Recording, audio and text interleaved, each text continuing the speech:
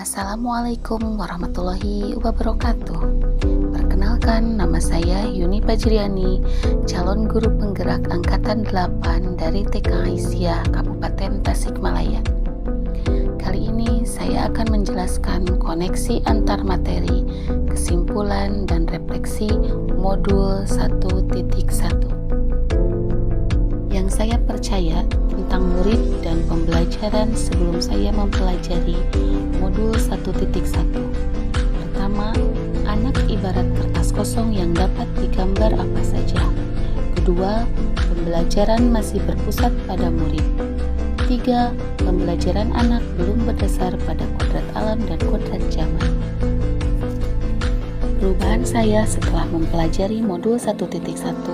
Yang pertama, sebagai seorang pendidik dalam proses menuntun anak diberi kebebasan sesuai dengan minat dan bakat anak. Dalam hal ini, sebagai pendidik dalam memberi tuntunan dan arahan, anak tidak kehilangan arah dan tidak membahayakan dirinya.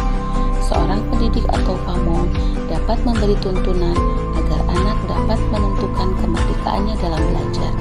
Jadi, anak bukanlah kertas kosong yang bisa digambar sesuai keinginan orang dewasa.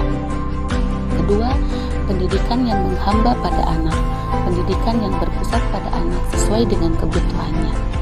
Pendidik harus mampu memahami apa yang menjadi kebutuhan peserta didik. Pendidik juga tidak memaksa peserta didik untuk menguasai semua pelajaran.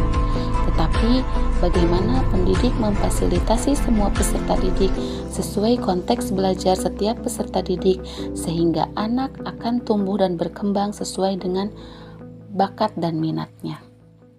Yang ketiga, pendidikan anak berhubungan erat dengan kodrat alam dan kodrat zaman.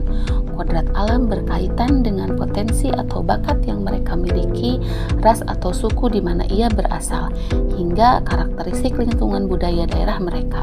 Sedangkan kodrat zaman kemampuan peserta didik yang memiliki isi keterampilan sesuai dengan zamannya.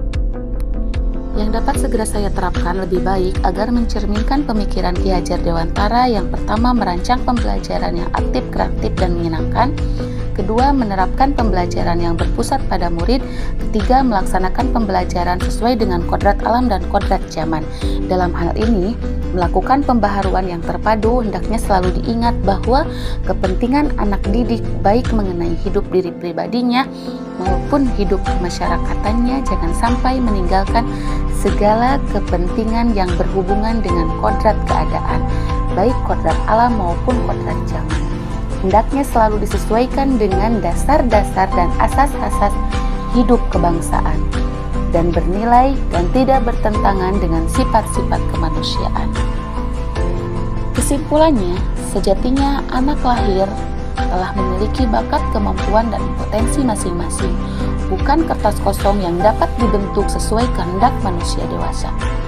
Pendidikan yang menghamba pada anak didik yang menekankan pada minat, kebutuhan, dan kemampuan individu, menghadirkan model dan metode belajar yang menggali potensi untuk membangun habit anak menjadi pembelajaran yang berbudi pekerti. Kemudian, mendidik sesuai kodrat alam dan kodrat zaman, sepenuh hati untuk anak-anak yang berhati nurani tanpa harus saling menyakiti. Terima kasih. Wassalamualaikum warahmatullahi wabarakatuh.